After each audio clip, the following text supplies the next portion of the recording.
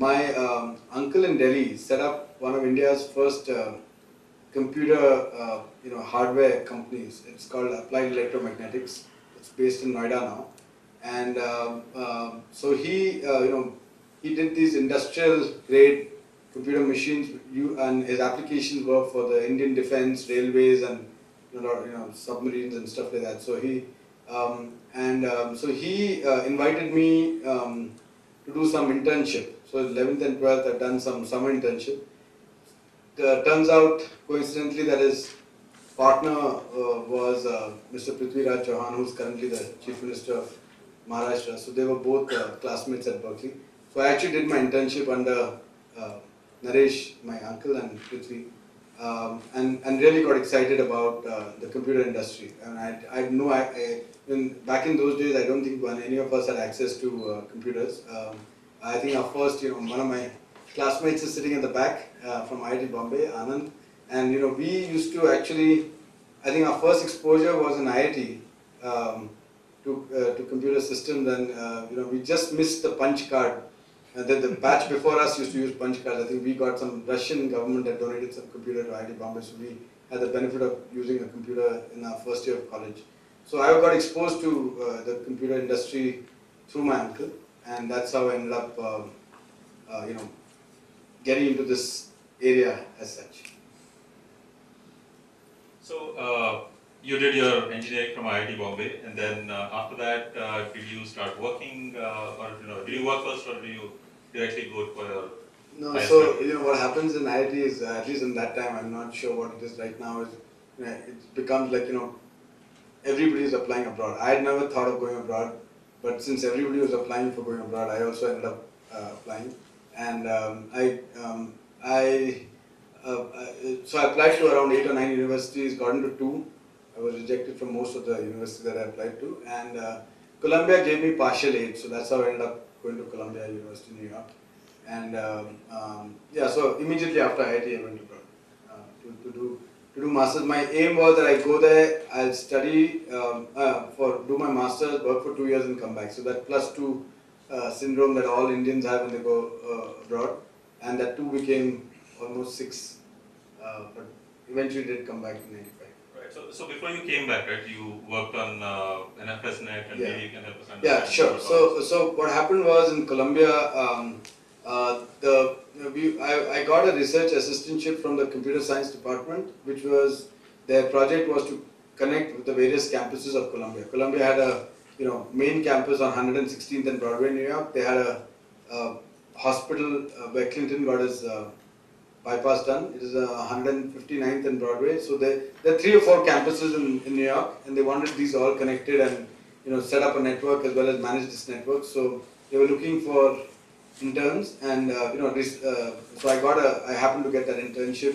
that research assistantship from the computer science department, and it so happened that one of the ex-students of Columbia, one of my alumni, was in charge of the NSFNet project, the National Science Foundation sponsored first backbone of the internet. So he came to the campus to recruit people, and he happened to coincidentally ask for students from the professor under whom I was doing my research assistantship. So I got that, I just at the right place at the right time. So you had no networking background, or No, not before I got my first exposure was at the research assistantship.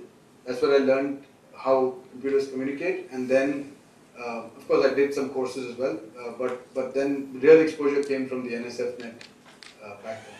I guess it was also what I've seen many people who have done their EE in MS and EE. Many of them getting into computers where initially their background has really been in EE. So either computers or networking or something related to computers. So that's interesting.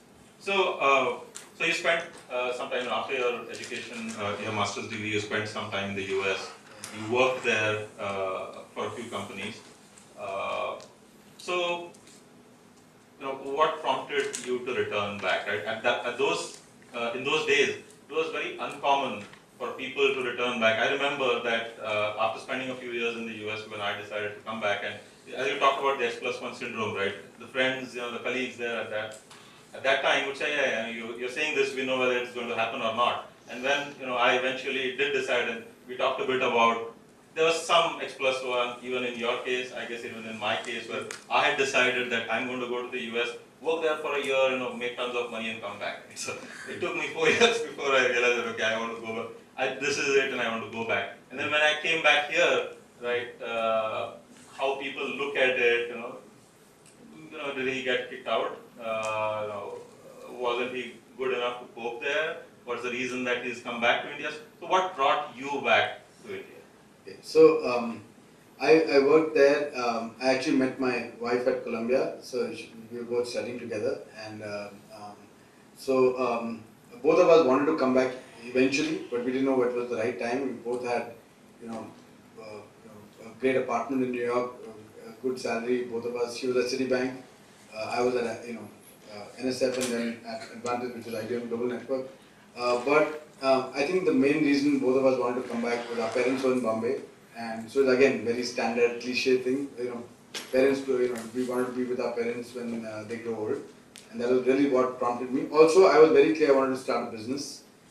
It wasn't when I was a kid, but by the time I grew up, I knew that I wanted to start something. So I said whether I start something in the US or start something in India, it's going to be equally challenging, and so that's the reason I decided to come back. So it was funny, in '95, one of my cousins who was working at Intel at that time, he had just moved back to India, and we went for his wedding, and literally on the spot, we had such a good time that we said, and also at that time when I came for his wedding, it was I think in May '95, we came to know that the internet sector, commercial internet services were going to be started in India by BSNL. And so I said, look, this is, things that the tide is changing. Commercial. Till then, internet was only offered, I think, by ERNet, to, I think Dr. Patil is here as by STPI possibly. Very few government organizations were offering internet services. So then we basically ended up, just taking a decision on the spot. We had our lease renewal, we were staying in an apartment in Manhattan, the lease renewal was coming up in July, and we just decided not to renew the lease and just move back. So it was an on-the-spot decision, prompted mainly by the fact that the government had decided to offer commercial internet services in India. That's the reason we decided to come back. Okay. And then, after you came back, you mentioned that you did some consulting for a few organizations here, Reliance, etc. But after that, you really started your own venture, right? So what got you to get into entrepreneurship, start your venture? Because many people who get into entrepreneurship, start ventures, etc.